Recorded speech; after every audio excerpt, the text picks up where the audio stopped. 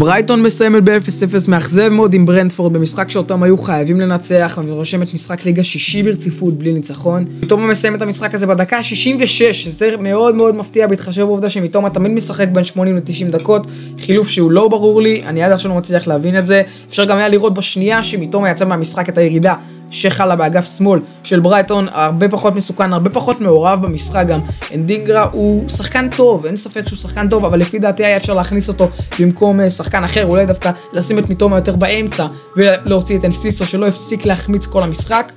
חילוף שלא ברור לי עד עכשיו, אבל לפני שאני מדבר על כל ההתקפה של ברייטון, בואו נדבר קצת על המשחק של מיטומה.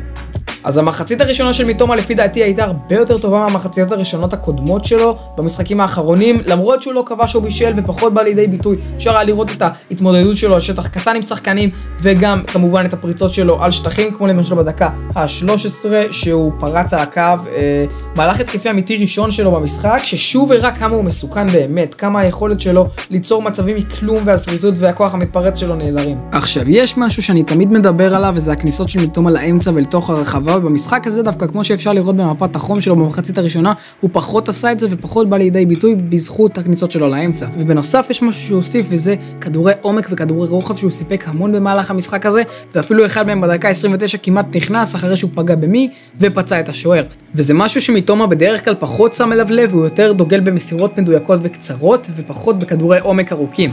וזה משהו שלפי דעתי מאוד מאוד יכול להועיל לו, כי בסופו של דבר כן יש לו יותר יכולת לעשות את זה, וזה משהו שלפי דעתי יכול להפוך אותו לשחקן הרבה יותר מגוון התקפית ובעל כלים התקפיים טובים יותר. לסיכום, אני חושב שההופעה הזו של מיטומה לא הייתה מהגדולות שלו, אבל היא בטח לא הייתה הופעה כל כך גרועה שמצדיקה בחילוף כל כך מוקדם בדקה 66, וזו הופעה באמת יותר טובה אפילו במשחקים מסוימים שבהם מיטומה שיחק 90 דקות. ועכשיו, ממיטומה לכל ברייטון. אז כמו שאמרתי, ברייטון עם משחק שישי ברציפות לא ניצחון, ואני חושב שבגלל שלברייטון יש כל כך הרבה כסף, היא יכולה כבר להתחיל לחשוב על רכש. אז הנה כמה אופציות מעניינות שלפי דעתי יכולות להשתלב מצוין בברייטון.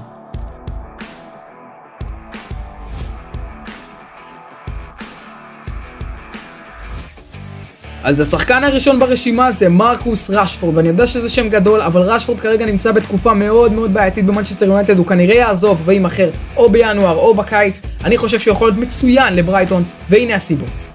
הסיבה הראשונה היא שברייטון משחקת כדורגל מאוד מאוד התקפי ומבוסס על שליטה בכדור, תנועה חכמה ולחץ גבוה.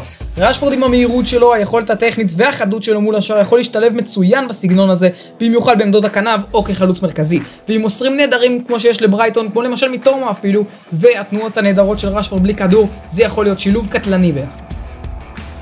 הסיבה השנייה היא שילוב של שני דברים, הניסיון של רשפורד והשאיפות של ברייטון לאירופה. לרשפורד יש ניסיון אדיר באירופה בשנים האחרונות ובכלל בקריירה שלו, והוא יודע להתמודד מצוין עם הלחץ והעומס. והשילוב עם ברייטון שרוצה לבסס את עצמה כמועדון קבוע שהתחרה, יכול להיות מעולה עבור שני הצדדים. הסיבה השלישית היא הקילריות של רשפורד. בעונת 2022-2023 רשפורד כבש לא פחות מ-30 שערים, והיה הסיבה העיקרית לכך שיונייטד סיימה במקום השלישי בטבלת הפרמייר ליג. ואני חושב שהוא יכול להיות שיפור אדיר עבור ברייטון, ולרוב במקומו של ז'ואאו פדרו שכבש רק 4 שערים מתחילת העונה וכבר 6 משחקים ברציפות לא מוצא את הרשת.